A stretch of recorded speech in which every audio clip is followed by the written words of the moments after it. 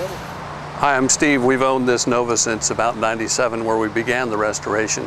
The goal for the car when we bought it was to respect it for what it is, which is an original 65 Nova SS. The car is numbers matching. It has the original block in it, the block that we found in the car when we bought it, as well as the original Muncie 4-speed.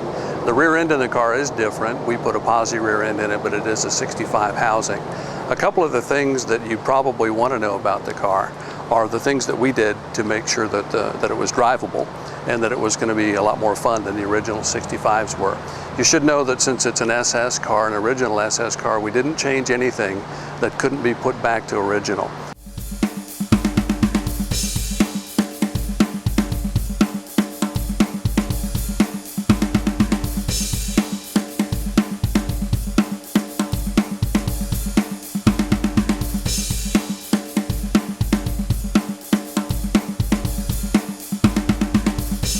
For people that know a little bit about these original first generation Novas, they're a handful to drive because there's not power steering. Well, with these upgraded suspension components, the alignment stays a lot better than it used to. The other things that we've done to the car, there's a lot more power in it than there was when original. So we put subframe connectors under the car. We did bolt them and weld them in, but they can be unwelded pretty simply and easily. As far as the other changes to the car, they were really just to make it look as good as it did when it was original. This paint is a single stage paint. It's the original color code. It was called Regal Red in '65, and it was actually shot in single stage intentionally because that's the way they did it in 1965. As we walk around the car, there are a couple of things that I'd probably do if I were going to keep the car and continue to show it. It did win its class in the Nova Nationals in Marietta, Georgia in '04, but there are some imperfections in the car. If you don't mind my hand, let me just point this out. This should have been done a little bit better. There were some rust spots in the car here, and this was filled with all metal. This particular place is the only place on the car where there is actually any kind of filler. All the panels that were imperfect in the car or not up to par in the car were completely replaced, including the door skins and both rear quarter panels. The hood and the front and left front quarter panels weren't replaced. They were in really good shape. There was some surface pitting on the roof, so there's a little bit of skim on there just to make sure it's cleaned up. Most of the trim on the car, in fact all of the trim on the car with the exception of these drip rails, those are remanufactured. The rest of the trim is original to the car. All of the emblems that you see on the car, the Nova SS emblems here, as well as the emblems on the interior, are original to the car. They're not remanufactured or repop. As you walk around the back of the car, you can tell it's a 65. 1965 was the only time that they had these dual taillights on the car. All the trim on a 65 Nova is unique to the 65, making them a little bit more desirable. As you walk through the car, it's probably a good idea to go ahead and open up the door and take a peek at the interior. Everything on the inside, just like everything on the outside, has been taken down to metal or completely changed.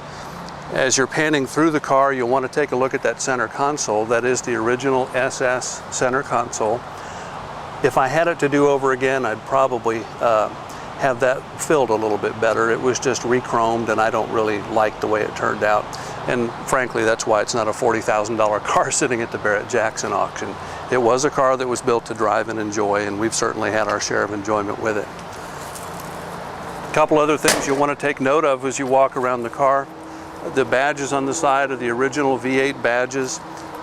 Everything on this car is as it was in the original body trim.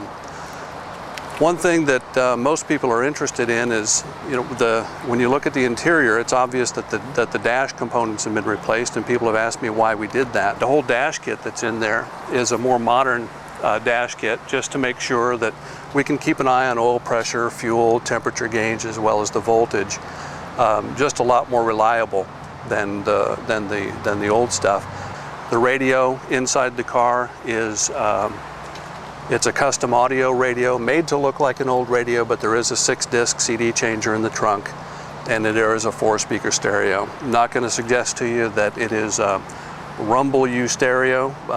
We think the music comes from the way the motor sounds on this car. There's really not much else to talk about on the exterior of the car. You can pretty much see on the video the kind of shape it's in. It isn't perfect. There are a couple of places in the paint that are imperfect. If you look very carefully, and maybe the camera will pick it up on the left portion of the hood as you face the car, there's a little bit of surface imperfection, blister in there somewhere too. I can't actually see it at this point. But again, it's built to drive and enjoy and show, and we've certainly had our share of that. Last thing I'd like to point out on the exterior, these grills are unique to 1965. They're pretty hard to find and nobody's remanufacturing them yet. That is a piece that probably could have been done a little bit better. Yours truly did the restoration and the buffing on that particular piece. Didn't want to go to the expense of sending it out, but that's something that certainly would be worthwhile if someone's going to bring this car all the way back and to pristine condition.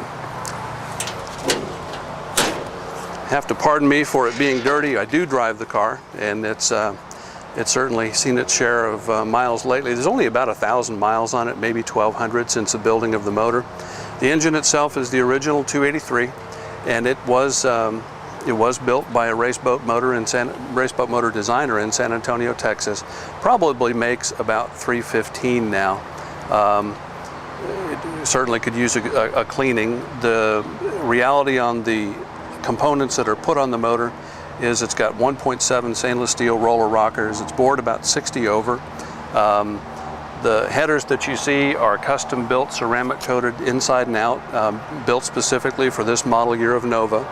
And there's a custom H-pipe in the back that helps it to sound the way that it does.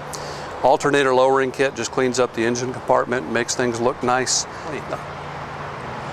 March aluminum pulleys on the top and on the bottom that help dress the motor up a little bit when it's clean.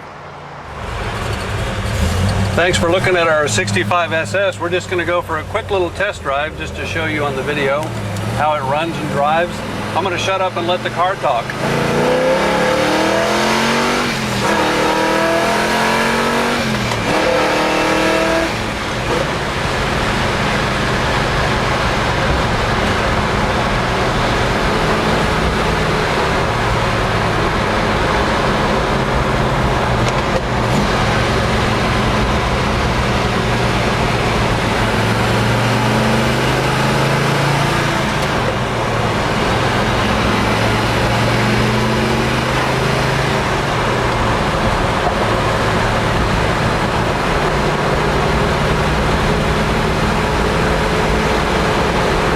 The walk around, we mentioned that the thing has upper and lower control arms tubular on it, and also the cam eccentrics that were original to the Nova have been replaced, and that's why you can basically take a no power steering car and one-hand it, drive straight, track straight, stop straight because of the disc brakes up front.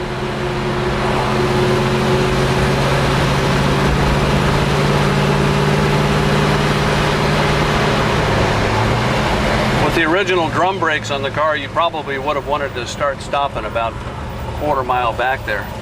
But the disc brakes really help it quite a bit. Again, for the purist, it's no problem to put it back the way it was. Just take the 2-inch drop spindles off the front, put the drum brakes back on, and plan your stops a little better.